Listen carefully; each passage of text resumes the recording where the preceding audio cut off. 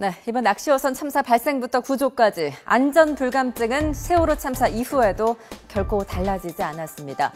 해경의 늑장 대응도 역시 도마에 올랐는데요. 이번 사고 수습 과정에서의 문제점을 하나씩 짚어보도록 하겠습니다.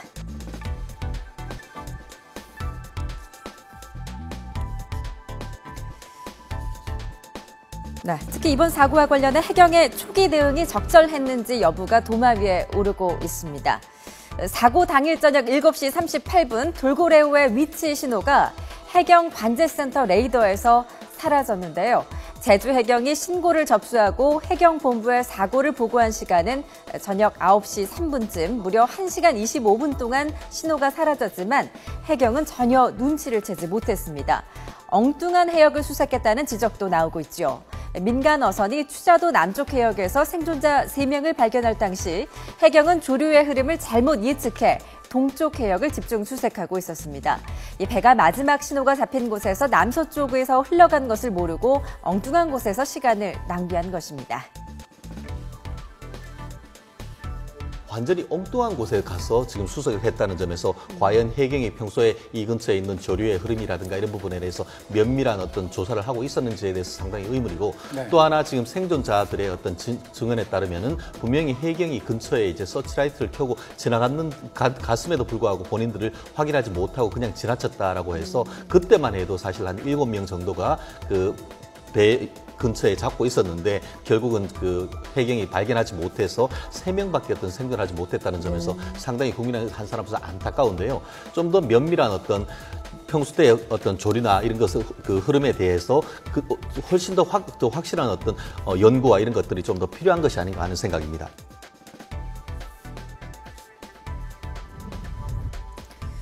네, 해경 제주해양교통관제센터에서 돌고래호와 통신이 두절된 시간은 오후 7시 44분.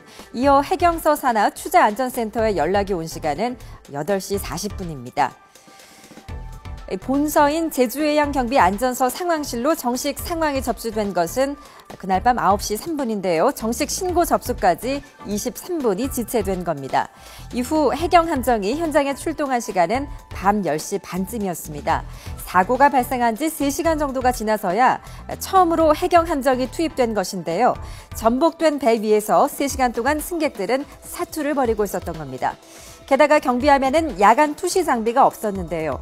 어두컴컴한 망망대해에서 전조등으로 수색 활동을 한 것입니다. 현재까지 출동했던 해경 함정에는 야간 투시 장비는 없이 그러니까 한마디로 빛을 비추는 전조등만 있었다라고 현재 알려져 있습니다. 네. 정확한 내용은 확인을 해봐야 되는 건데요. 예. 이뿐만 아니라 현재 조명탄을 쐈느냐 쏘지 않았느냐에 대해서도 문제가 제기되고 있는데 제주해경 관계자가 사고 발생 사흘째인 오늘 오전에서야 비로소 실종자 가족들과 만나서 구조 상황을 설명을 했는데 네. 그때 인정을 한 내용이 출동했던 함정에서 조명탄을 쏘지 못했다라고 공식 확인을 했습니다. 이 때문에 출동 당시에 이제 야간이었고 또 기상 상황이 안 좋았는데 구조 장비가 너무 부실했던 거 아니냐 네. 이런 주장도 제기가 되고 있는 건데 예. 다만 이 부분에 대해서는 규정이 어떻게 돼 있었고 당시 상황이 어땠는지 조금 더 정확한 확인이 필요합니다. 그렇죠.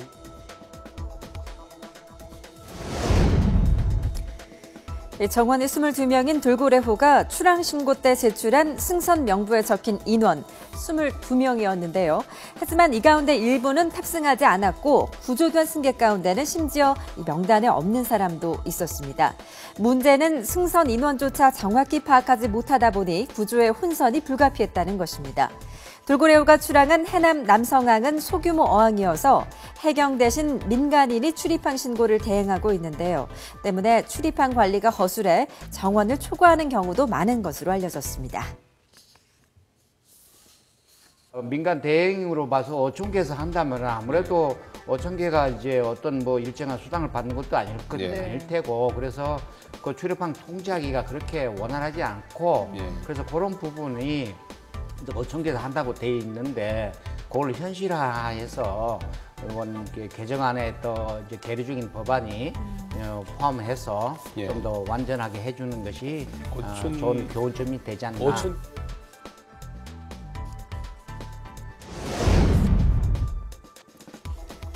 네, 세월호 침몰 사고 이후 500여일 만에 또다시 해양 참사가 일어났는데요. 이번에도 문제는 안전 불감증이었습니다. 높은 파도에도 돌고래호는 운항을 감행해 위험한 상황이었지만 정작 승객들은 구명조끼를 입지 않았는데요. 10여 시간의 사투 끝에 전복된 배 위에서 구출된 생존자들조차 구명조끼는 착용하고 있지 않았습니다. 안전 불감증은 돌고래호의 안전 점검 상태에서도 나타났는데요. 돌고래호는 지난 8년 동안 관할 지자체의 안전 검사를 받지 않았던 것으로 확인됐습니다. 지난 세월호 사고 이후로 여객선 같은 경우에는 이제 해양수산부가 책임을 지고 안전 관리를 하고 있고, 또 우리 유람선 같은 유도선 분야는 또 해양 경찰이 하고 있습니다. 네. 이 낚시어선 같은 경우에는 낚시관리 및 육성법에 의해서 해양수산부가 전체적으로 관리를 하고 있고, 출항 시에 이제 해경에 신고하도록 그렇게 되어 있습니다. 그러다 보니까 방금 말씀하신 것처럼 이 안전점검이라든지 이런 것들은 해양수산부가 하고 있고, 네. 출항하면서의 안전관리는 또 해경이 하다 보니까 이게 항상 이중적으로 되는, 그래서 어떻게 보면 이게 낚시어선이 지금 우리나라 전국에 4천여 척이 있고, 이 낚시어선을 연간 200만 명의 우리 낚시하시는 분들이 이용하고 있는데, 네. 이게 지금 관리의 일원화가 이루어지지 않고 전문성이 없다 보니까 이 안전관리의 사각지대에 있다라는 게 매번 이 문제가 되어 왔습니다. 네. 그런데도 아직까지 이 부분에 대한 제도적인 미비가 있었던 게 안타깝습니다.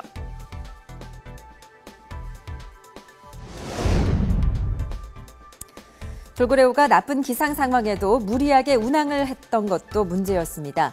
기상청은 남해에 천둥 번개가 치고 돌풍이 불 것으로 예보하고 항해나 조업하는 선박에 주의를 당부했지만 돌고래호의 선장은 운항을 감행했습니다.